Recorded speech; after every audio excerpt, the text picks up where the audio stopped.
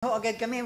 Dito muna sa mga issues sa Pogo. Nag-file ho kayo ng proposed Anti-Pogo Act.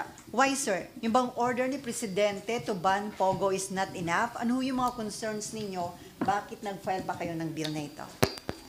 Una po, yun ay tugon sa nais ng ating Pangulo. Pangalawa,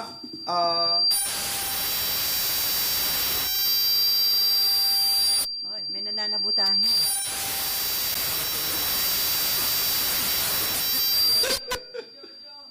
okay. Ulitin ko po. Una, ito po ay response natin sa nais ng Pangulo na i-total ban ang Pogo. Ikalawa, ang Pogo ban should go beyond the present administration. Gusto nating mawala totally ang bakas ng Pogo sa ating lipunan dahil gusto nating ipakita sa buong mundo na natuto na po tayo. And again, if you look at the costs, far outweighs the benefits of having Pogo in our country, a whopping 99.52 billion pesos. Net po ito ha. Net to. Ibig sabihin, ang nawawala po sa atin ay 265.74 billion. Ito po yung sinasabi ng mga economic managers.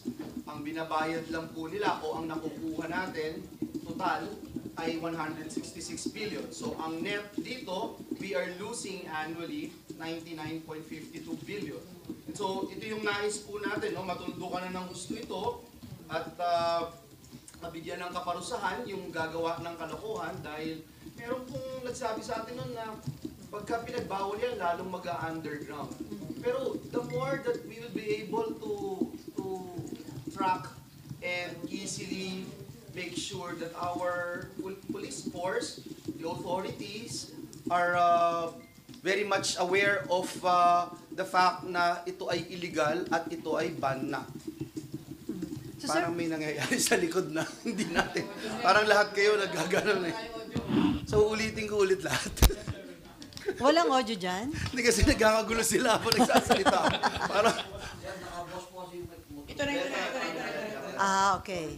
So, Kailangan ko po from bang the top ulitin? or okay na yung kanina? gusto mo from the top lalabas ulit ako tapos hindi, biro lang. So, sir, yung kanina. Sir, pakiulit. Which one do you want Yung to? medyo huli na, no? Na, oo. Yung? Yung intention Oh. ng inyong proposed bill.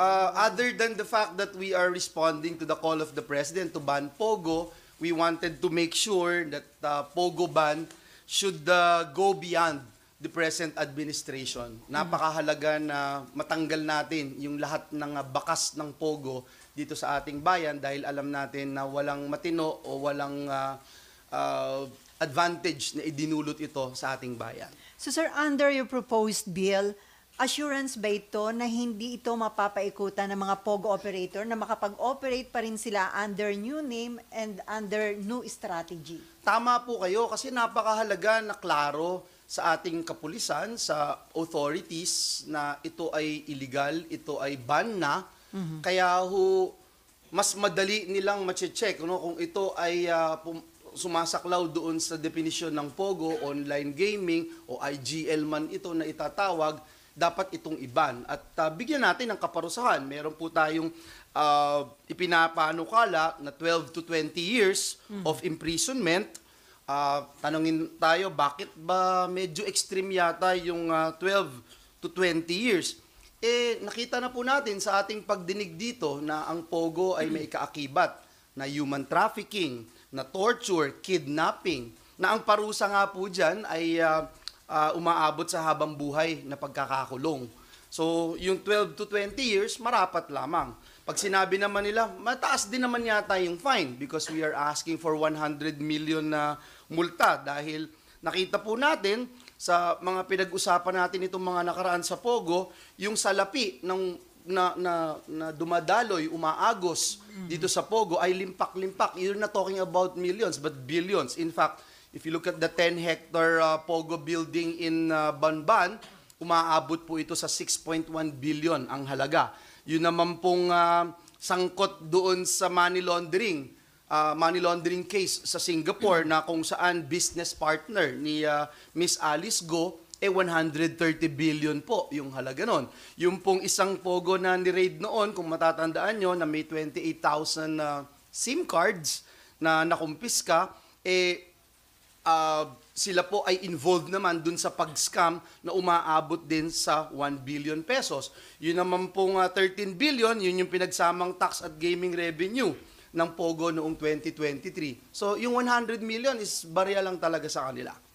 So hindi ito makaka-apekto sa economy natin, sir? Oh, definitely not. No? In fact, the economic managers have been talking about it, and as I mentioned earlier, 166 billion nga yung nakolekta, but the economic managers were saying na ang economic costs nito, ang economic cost ng Pogo sa ating bansa ay umaabot na sa 265.74 billion pesos. So if you subtract the taxes that they have been being collected, I mean, because they are not paying. A lot of them are not paying. In fact, in a year, may 50 billion na buwis na hindi sila nabayaran. Kaya din po dun sa bill, kahit na ban at illegal na yung Pogo, ino-authorize pa rin natin ng BIR na kolektahin yung taxes nila. No? Again, ang net loss natin is 99.54 billion pesos annually dito sa Pogo.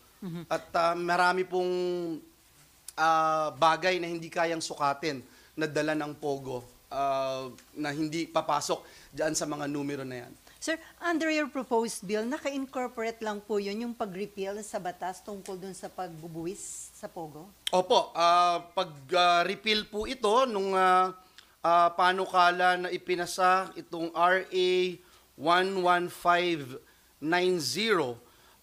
And again, despite the fact that we are going to repeal this, it doesn't stop our authorities, especially the Bureau of Internal Revenues, na singilin po yung lahat ng pagkakautang ng buwis ng mga Pogo dahil ito ay due na.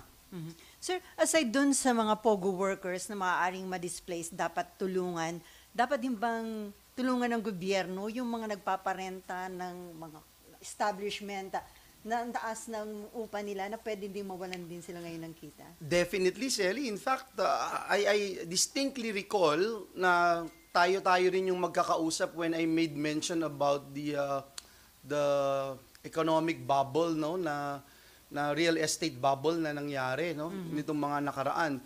Yung mga kababayan natin na hindi na makabili ng unit ng kondo dahil sumosobrang taas na ng presyo.